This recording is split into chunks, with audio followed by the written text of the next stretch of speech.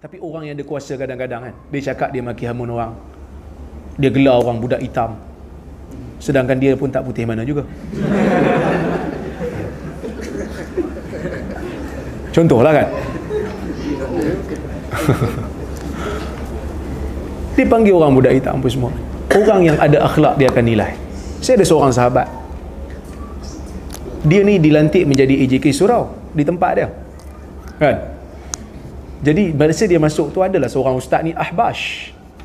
Ustaz ahbash ni, ustaz-tuan tahu lah, kapi, sesat, macam lembu. Ustaz ni bodoh macam unta. Jadi dia mula-mula masuk AJK tu, dia tak nak cakap. Baru dilantik, dia diam, relax kan. Lama kelamaan, bila kuliah ustaz tu berlangsung, lama kelamaan, AJK masjid, seorang AJK buka mulut, dia kata saya tak selesa lah dengan kuliah ustaz ni, duk maki orang lah. Mengajar sejam, 5 minit je ilmu, yang lain semua maki hamun. Kawan saya buka mulut lah. Dia kata ini bola tanggung. Dia kata saya nak sebut benda ni lama dah.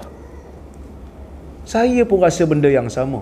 Sampai saya tak boleh beza, ni kuliah agama ke kuliah zoo. Sampai semua binatang dalam zoo disebut.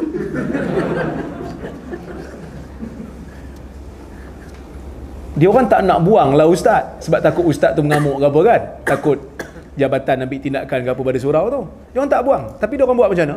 Bila ustaz tu mengajar, AJK semua pakat belah.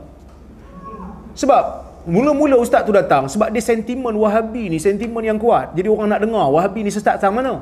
Tapi lama kelamaan dia tak bagi pun bukti Wahabi tu sesat tang mana. Cuma sentimen je.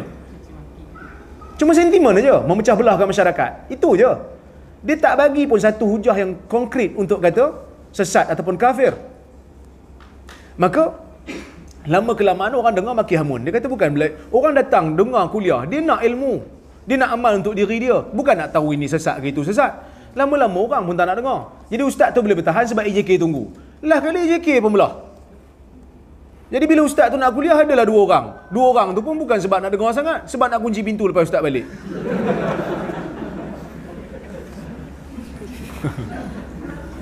Lama-lama ustaz tu macam malu Allah sendiri. Ustaz tu kata saya berhenti pada sini. Kita percaya pada benda ni. Dan apa yang berlaku sekarang ni sebenarnya trend masyarakat menyebelahi kita. Sebab tu sekarang ni diorang buat roadshow nak tarik balik sokongan. Sebab apa? Sebab masa dialog tu tak jadi, dia dah kalah teruk lah. Dia tak turun tu maksudnya satu tamparan hebat bagi dia. Jadi percayalah, kita buat kerja kita, kita jangan peduli orang nak kata apa kat kita. Dan sekarang tuan-tuan, saya bukan nak kata apa, saya ada page, boleh katakan adalah 2-3 mesej yang masuk. Kalau kita nak kira baru-baru ni lah, 2-3 mesej masuk sangat kerap, minta maaf ke saya. Saya minta maaf kat ustaz kerana selama ni saya banyak fitnah ustaz. Dan saya tak tanya pun dia fitnah apa. Kata saya minta maaf. Selepas mendengar apa ni ustaz punya kuliah, saya rasa betul apa yang ustaz sebut.